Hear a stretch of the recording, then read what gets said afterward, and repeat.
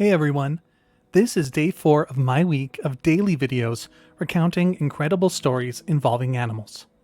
Today we're looking at the story of Bobbie the Wonder Dog, who traversed 3/4 of the United States in order to make it back home to his family. Welcome back to All About Nature. On my channel, I try to bring nature-related content that's both educational and entertaining. If you want to come back to hear the rest of the stories this week, subscribe to the channel and hit the bell icon for notifications. Now, let's take a look at the story of Bobbie the Wonder Dog. There is perhaps no human-animal relationship that's stronger than the bond we have with dogs. They exemplify loyalty, offer safety, provide companionship, and add positively to our overall experience of daily life. Over the millennia, humans have bred domestic dogs into over 400 different breeds, all with different physical features, personality traits, and uses. In Oregon in 1921, a Scotch Collie and an English Shepherd had a litter of puppies. With both breeds being known for their incredible loyalty, their puppies were bound to make good pets. Frank and Elizabeth Brazier lived in Silverton, Oregon, and had 2 daughters, Leona and Nova. They decided they wanted a family dog, so they adopted one of the Scotch Terrier English Shepherd mixed puppies and brought it home, naming him Bobbie. He quickly became an important part of the family. For 2 years, Bobbie lived in the Brazier family home, where the girls regularly played with him in the yard, and Bobbie was free to roam the town as he was always able to make his way back home. In August of 1923, the Braziers received an invitation to visit family in Indiana, and it was only natural that Bobbie would come along for the trip. Cross-country travel was still quite difficult at the time. Cars had an average top speed of only 45 miles per hour, and interstate roads, especially in the American West, were often unpaved and dangerous. The journey from Oregon to Indiana would have taken over a week to complete, and the Braziers would have crossed diverse terrain, starting in the lush greenery of the Pacific Northwest, across the Cascades, on through the heat of eastern Oregon's high desert, over the Rocky Mountains, and finally, days of travel through the expansive Great Plains. They made the trek in their Ford Model T. Mr. and Mrs. Brazier rode in the front, while the girls rode in the back with Bobbie.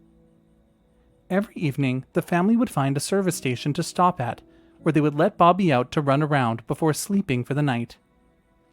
After about a week and over 2,500 miles of travel, the family was finally in Indiana, where their relatives lived. They made a stop at one last service station in Wolcott, Indiana, to refuel, having just a few miles left to go before reaching their destination. But this service station would spell disaster for the family, in particular for Bobbie. As usual, they let Bobbie out to run around, but nearby was a group of 3 dogs who noticed him and didn't like seeing a new dog in their territory. This small pack of dogs attacked, and Bobbie was suddenly in a fight that was 3 against 1.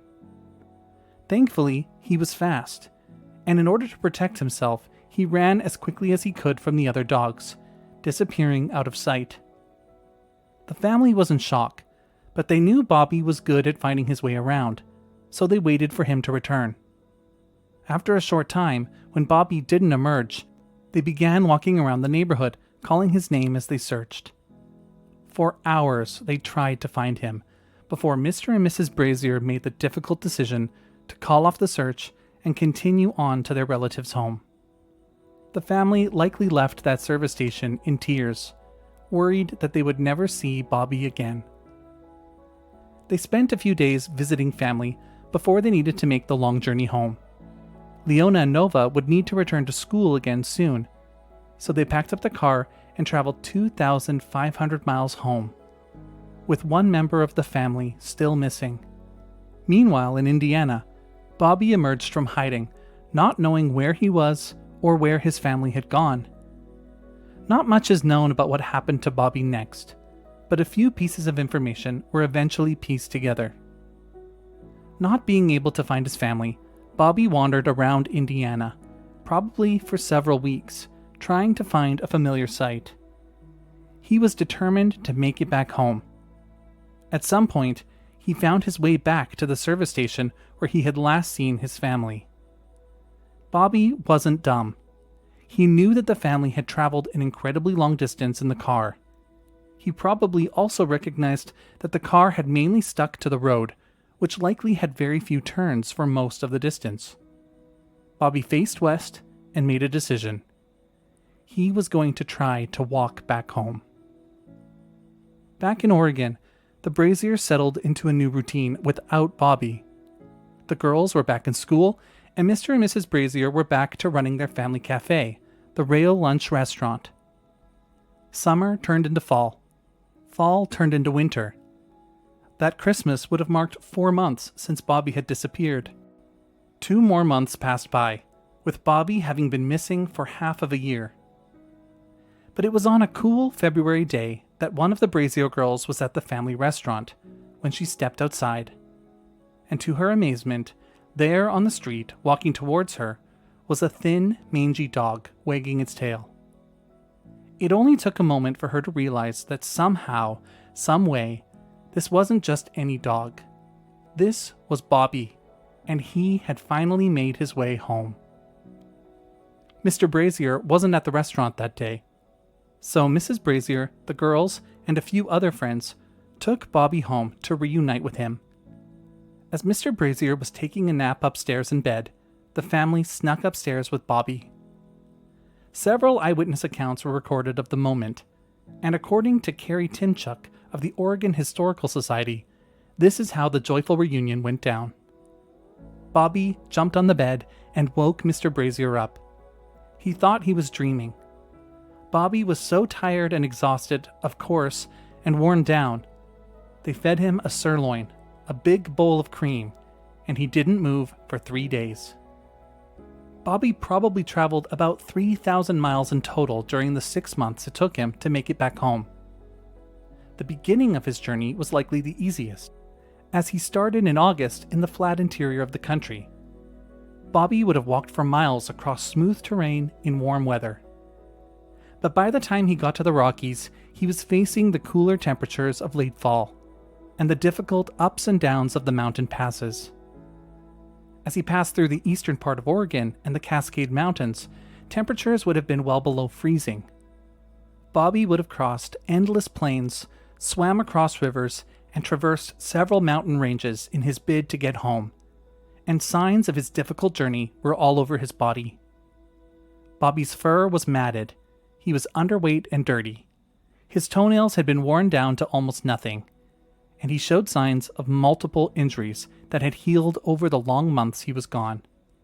But he was home, and the Brazier family was complete again. The story of Bobbie immediately grabbed national and international media attention, and the newspapers named him Bobbie the Wonder Dog. As his story became known, the Braziers began to receive letters from across the country from people who were convinced that they had encountered Bobbie along his journey.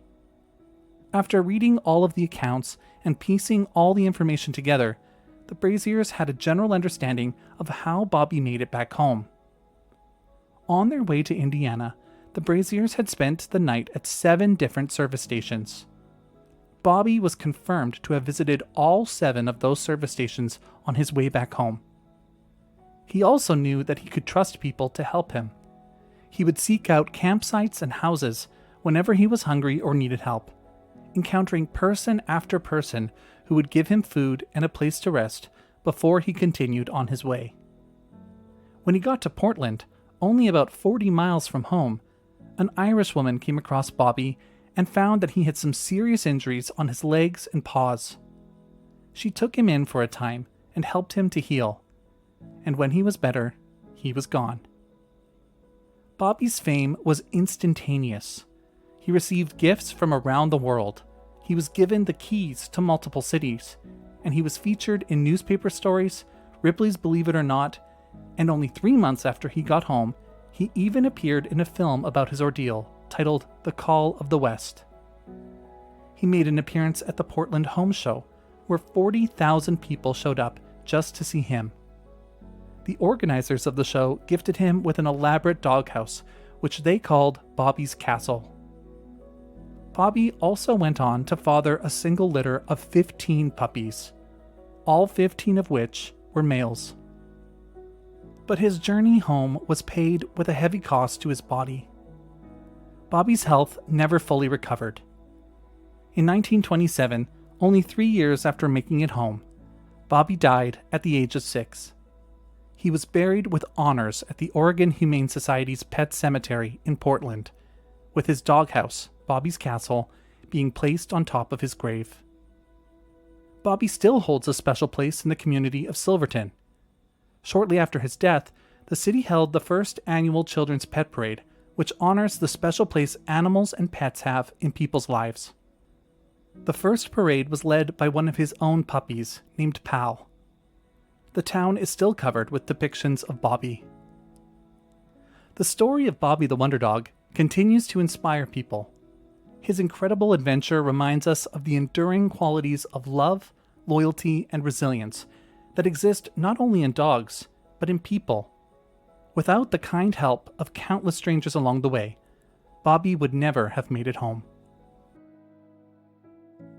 And that's it for today's video. Come back tomorrow to hear about Cecil the lion, whose sad story of being shot and killed by a wealthy American dentist led to an explosion of conservation efforts for African lions. I want to say a special thanks to my patrons, whose support makes this channel possible. If you want to join us on Patreon, check out the link in the video description below. Thanks for watching, and I'll see you next time.